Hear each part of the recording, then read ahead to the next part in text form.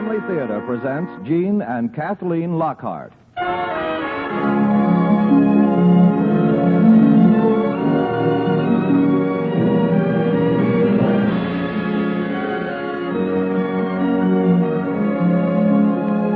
From Hollywood, the Mutual Network, in cooperation with Family Theater, presents Burden on the Family, starring Gene and Kathleen Lockhart.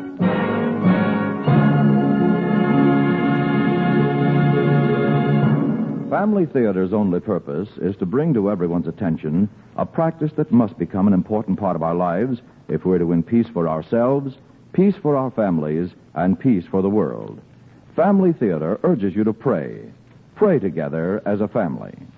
And now to our drama, Burden on the Family, starring Gene Lockhart as Captain 12 Trees and Kathleen Lockhart as Judy.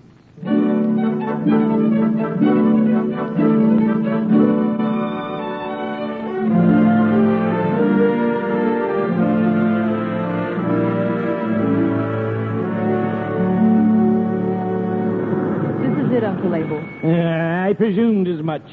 Why must they always build a poorhouse or a charity hospital in the slums? Well, maybe this wasn't the slums when they built it. I guess you're right, my dear, but it's almost as old as I am and almost as ready for the records. Oh, please, Uncle Abel.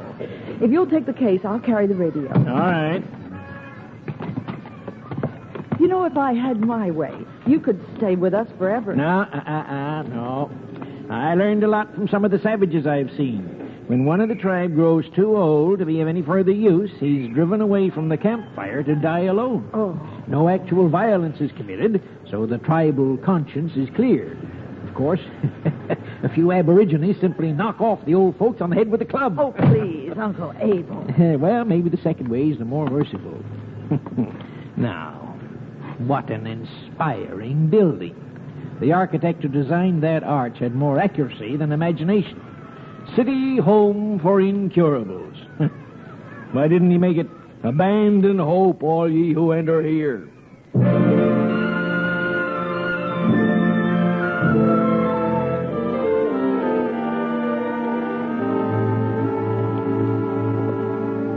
The office is over this way, Uncle.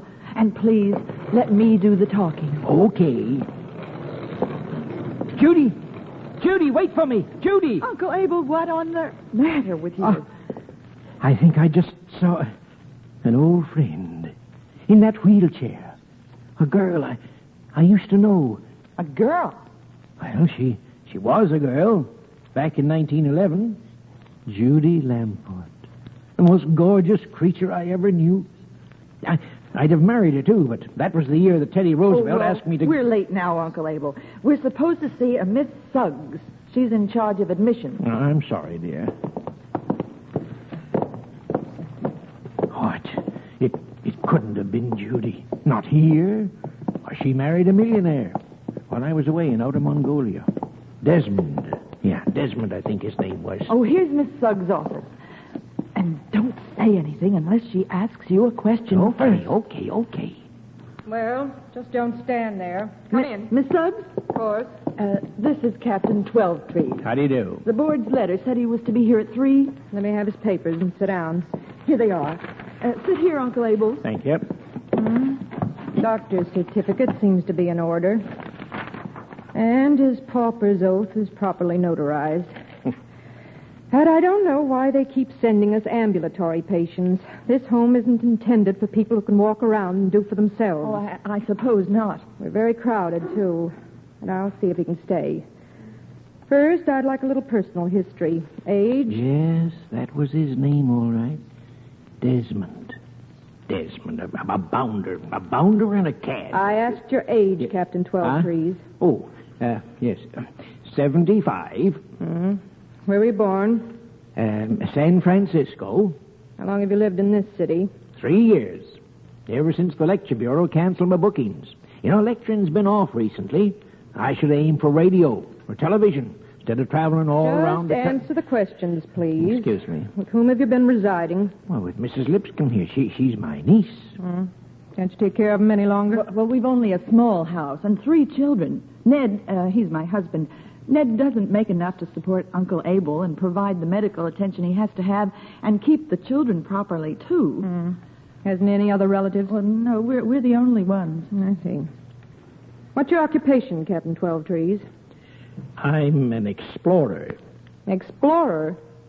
I didn't know there were any explorers nowadays. Well, there aren't. That's our trouble. The flying machine and the war has put us out of business.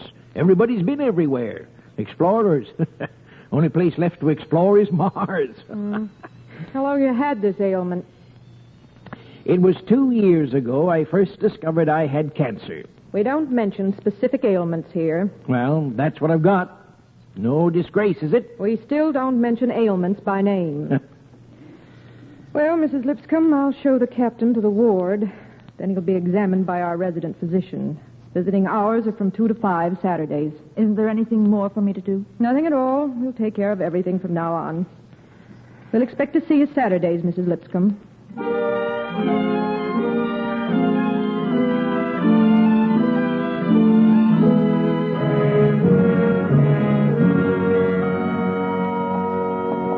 Well, this is your bed, Captain 12 Trees. Thank you. Hope you have your own pajamas or nightshirts. I have. And this is Mr. Keyes. He's been here the longest of anyone in Ward 8, so he has the bed by the window. Why don't you call it what everybody else does, Miss Suggs? The old men's ward. Welcome, Captain 12 Trees. Thank you, Mr. Keyes. Do you, by any chance, play chess? I do. I did. But perhaps I haven't completely forgotten the moves. Good. I've got a board and men with me. Ancient ivory and ebony. Given to me by a mandarin I once did a favor for in Peking. Oh, hello, Doctor. I didn't see you come in. This is the new patient, Miss Suggs? Yes, his name's 12 Trees. Well, I'll be getting back to my office. Thank you, Miss Suggs. I'm Dr. Vermillion, Mr. Say, you're not Captain 12 Trees, the explorer, are you? I am, Doctor. Well, I read about you when I was a kid.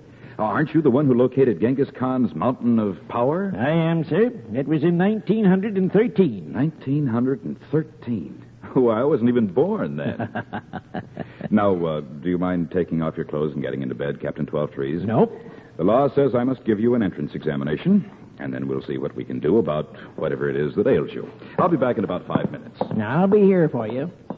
Mr. Keyes, the she-dragon who guards these sacred portals mentioned that you've been here the longest of anyone in the ward. 3 years and 4 months, Captain.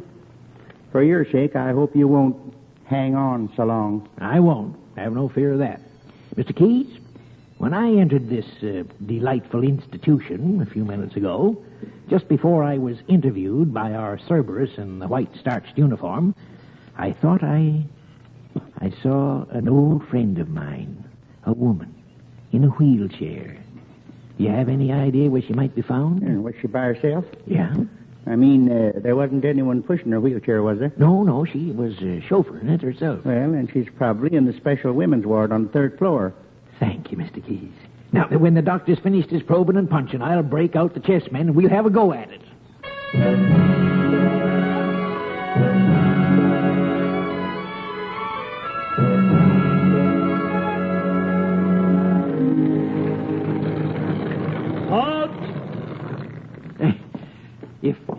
If I've made a stupid mistake, please forgive an old man's confusion.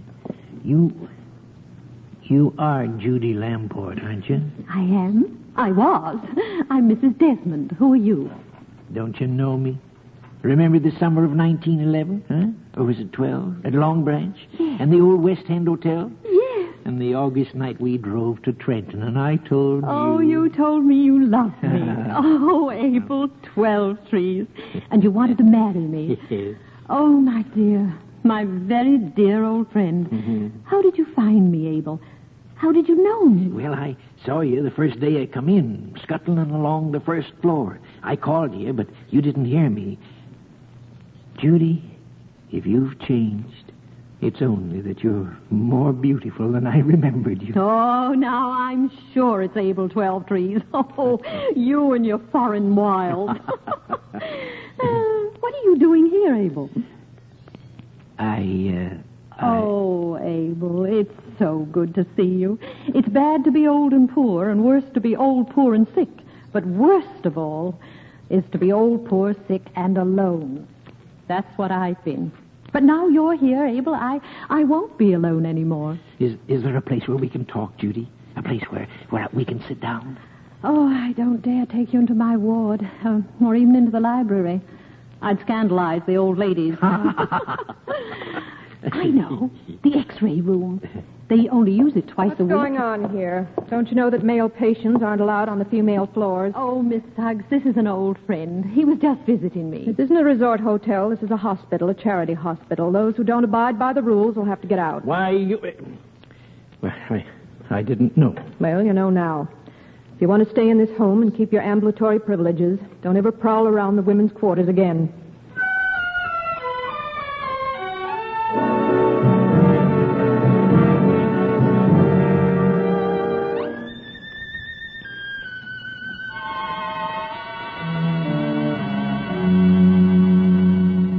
I asked you to come to my office for a very special reason, Captain 12-Trees. Yes? Last night you didn't eat your supper, you didn't play chess with Mr. Keyes, and this morning you refused your breakfast.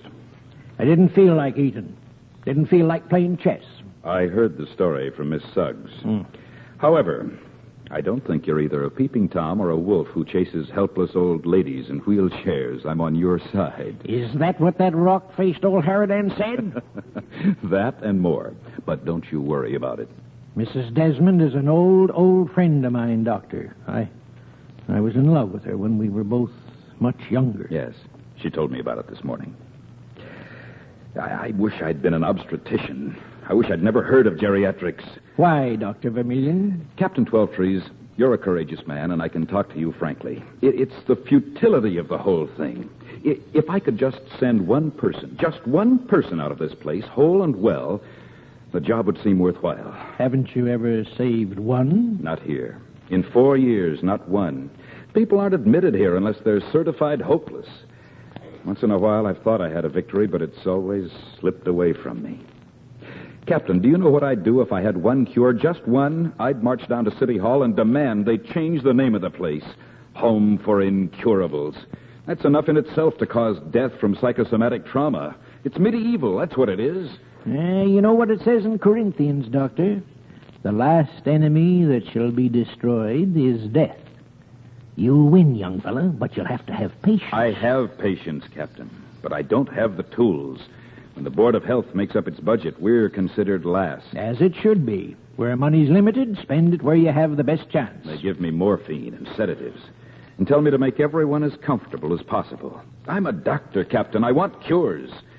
We didn't get adequate X-ray equipment here until 2 years ago. It'll probably be years, if ever, before we get the new isotopes and stuff like ACTH and cortisone. Why, if I had ACTH and cortisone right now, I might be able to save... Save who, Doctor? Mrs. Desmond. Oh. A year ago, I thought her case was arrested. I still think I could lick it if I had this new stuff. Then get it, young fella. Get it. It's rare, Captain. It's scarce, and every milligram is spoken for. Hasn't come out here yet, and when it does, the private hospitals will get it first. I'd have to go to New York and beg for it. It'd be expensive. Would it cure Mrs. Desmond? It might. And it might be a complete failure. Still, I'd do it, except... Except you haven't the money because you spend every extra dime you make buying little things for people too sick to enjoy them. Well, we're getting away from the reason I asked you in here, Captain 12-Trees. Now, this is against regulations, but I don't care. If you and Mrs. Desmond want to meet here in my office occasionally, it's all right with me. Huh? If anybody catches you, and Miss Suggs almost certainly will, just say I ordered you in for an examination. Tonight, Doctor? Huh? After supper? Tonight? Will you ask her? I'll ask. Oh, thank you, Doctor. Oh, don't call me Doctor. Just call me Cupid.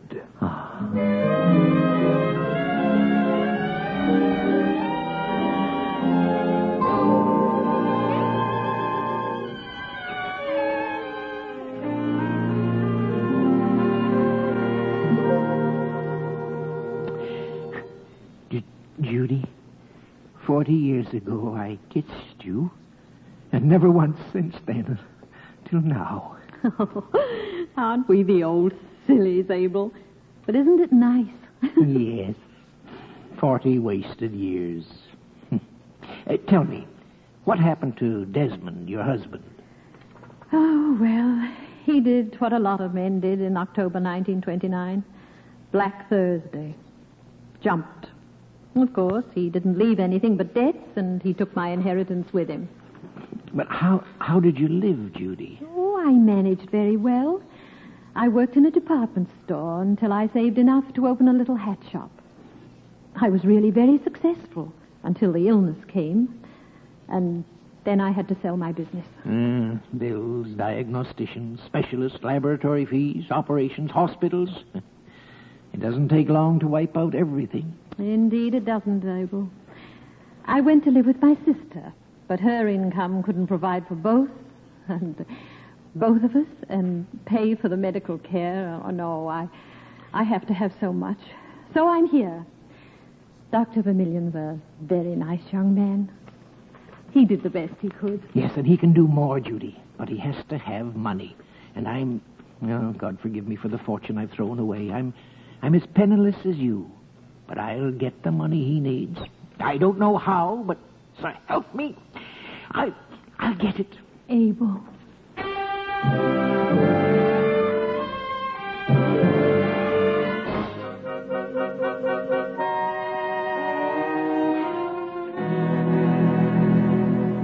You're out of bed late tonight, Captain. Don't tell us so, Keys, but I had a date. A date with a lady. A beautiful lady. You're a sly one, Captain. Just don't let Suggs ever catch you. I won't. Keys, I've got to send about 30 letters, but my hand's so shaky I'm afraid I could never write them. Now, they're all the same. Now, if I write one, do you suppose you could make the copies for me? Well, I'd be glad to, Captain. I haven't written a letter for a long time. You have to have somebody to write to, and I don't have anyone.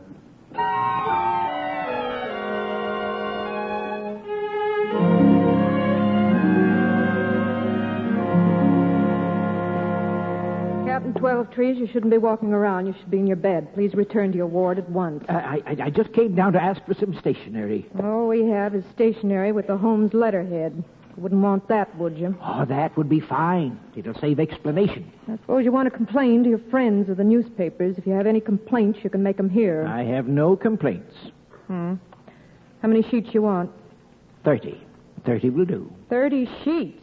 Well, that paper costs money. And I want to write to 30 friends. Captain 12 Trees, if you had 30 friends, you wouldn't be here. Miss Suggs, no arguments, please. Here's paper. Don't ask for any more at all soon. Thank you.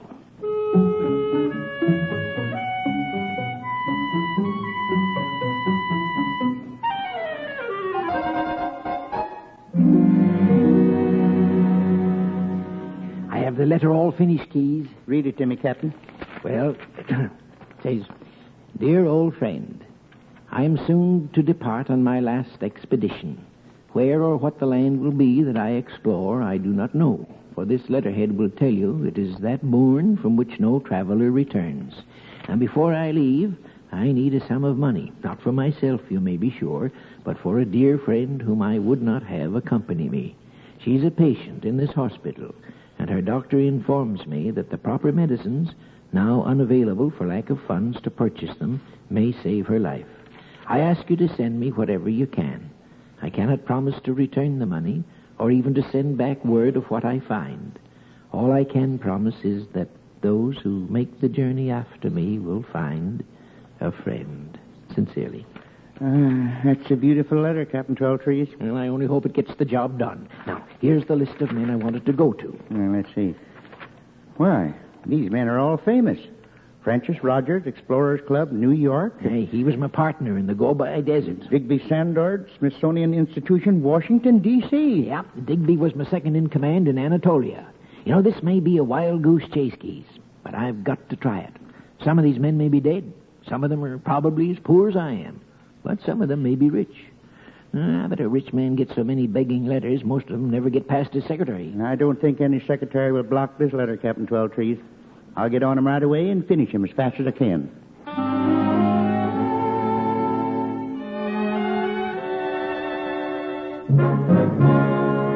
Here's the first one, Keys. $50 from Digby Sanford. And he writes he wishes he could make it 10 times as much. 3 letters today, Keys. $10 from Jimmy Waltham, $100 from Darrell Jenkins, and $250 from Jay Carnahan. Listen to this, Keys, from Francis Rogers. I only wish I'd known sooner. Enclosed is $1,000. God be praised. Oh, that puts us over $3,000, Keys. Now, I think tomorrow we'd better tell Dr. Vermillion what we've been up to.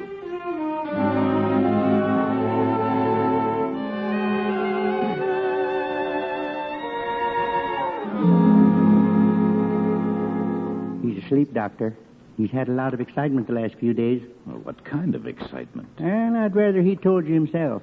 Maybe the news I have will pep him up. Captain 12 Trees, wake up. It's Dr. Vermillion. Wake up. Your girlfriend wants a date tomorrow night, Captain. Oh, Dr. Vermillion. What? What did you say? I said your girlfriend wants a date tomorrow night. Isn't that good news? Oh, the very best. and I've good news for her, Doctor. Look at these. Oh, what's this?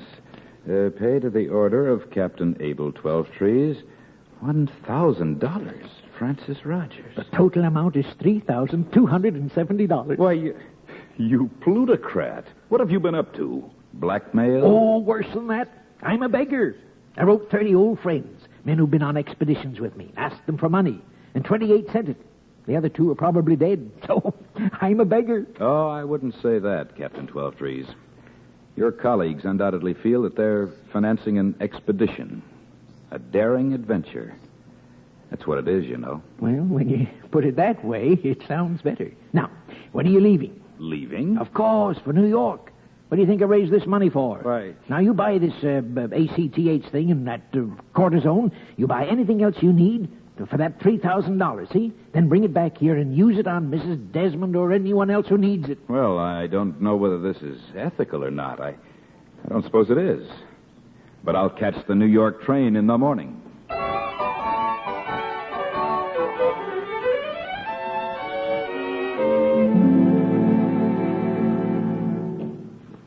Now, Abel, what is it you want to say? Dr. Vermillion's gone to New York. Somebody gave him enough money to buy some new medicines he wants to try. On you. Me? Yes. And he hopes that it won't be long before you're all right again. Oh, Abel, I prayed that something like this might happen, not only for me, but for everyone here. Now, if he can get one cure, then he can talk turkey to the powers that be down at the city hall. But who gave him the money, Abel? I don't recall that he mentioned any names, but don't worry about that. Just be thankful he's got it.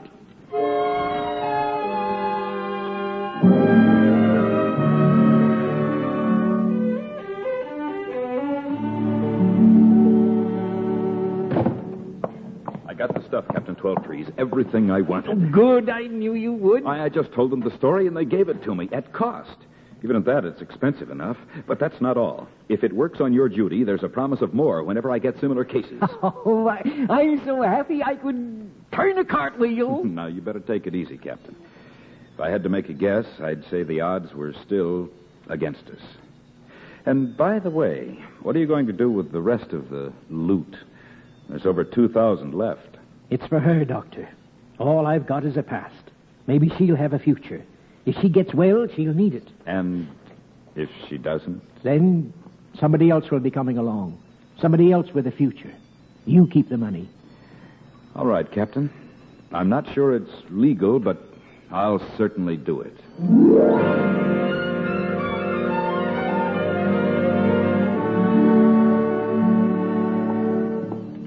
Captain 12 Trees, Mrs. Desmond.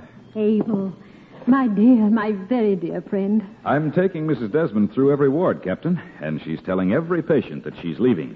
It's a new kind of therapy here. Abel, Dr. Vermillion told me who furnished the money for my medicines. I won't try to thank you. How could I say the things that are in my heart? There's no need to. I'll be back every Saturday. Is there anything you want? Anything at all? No. Nothing. Got everything I need. Oh, there must be something. Well, Mr. Keyes here and I, We've been wanting a cheap pair of field glasses. You see, we like to see what's going on out there in the street. We'd make it a hobby, like bird watching, except that it'd be people. Oh, you shall have your field glasses next Saturday. Goodbye, Abel, for the moment. And thank you, my dear. Goodbye, Judy.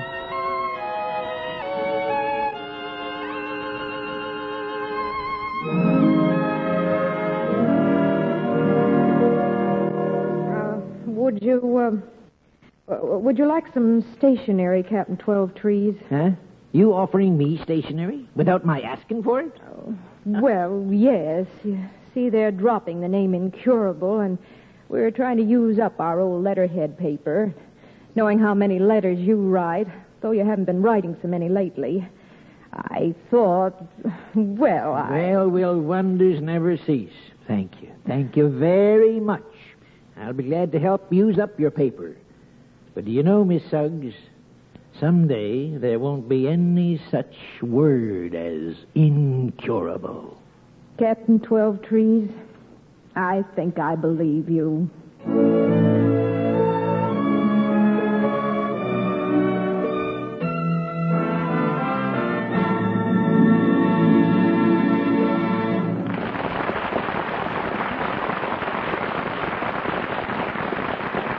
Now, here again are our stars, Jean and Kathleen Lockhart. Thank you very much, Tony. It's always a very special pleasure to appear on Family Theater. It's nice of you to say that. It's very true, Tony. You see, Tony, it's this way. Through this program, we Lockharts have a chance to do a little promoting. Promoting? Exactly. For something we believe in, family prayer. It means a lot to us, to Kathleen and me, and to June. You see, we're an acting family, and as you probably know, the theatrical profession is not what you'd call fraught with security. True. Yet we've always enjoyed a fair degree of security. Oh, there have been times when the going was a little rough, but God has always taken care of us. We think daily family prayer is the reason, for through family prayer, you are actually inviting God into the circle of your family. You invite him to become a participating member in your family life. And there can be no more valuable member in any family. Inviting God into your family is inviting peace, security, and 1,000 other blessings as well. And there's family unity to be considered. Family prayer accomplishes that too. For the family that prays together stays together. More things are wrought by prayer than this world dreams of.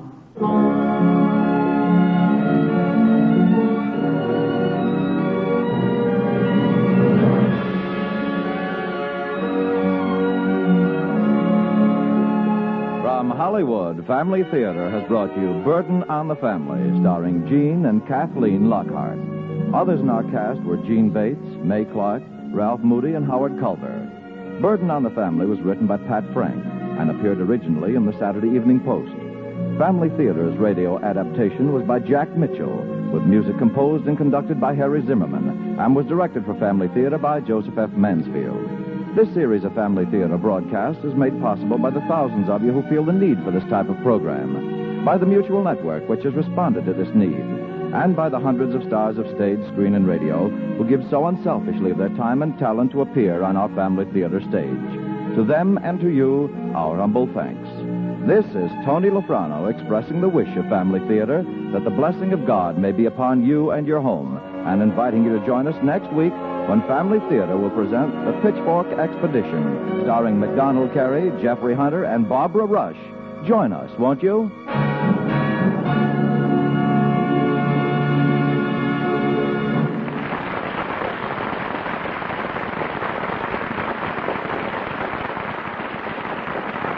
Family Theater is broadcast throughout the world and originates in the Hollywood studios of the world's largest network. This is the Mutual Broadcasting System.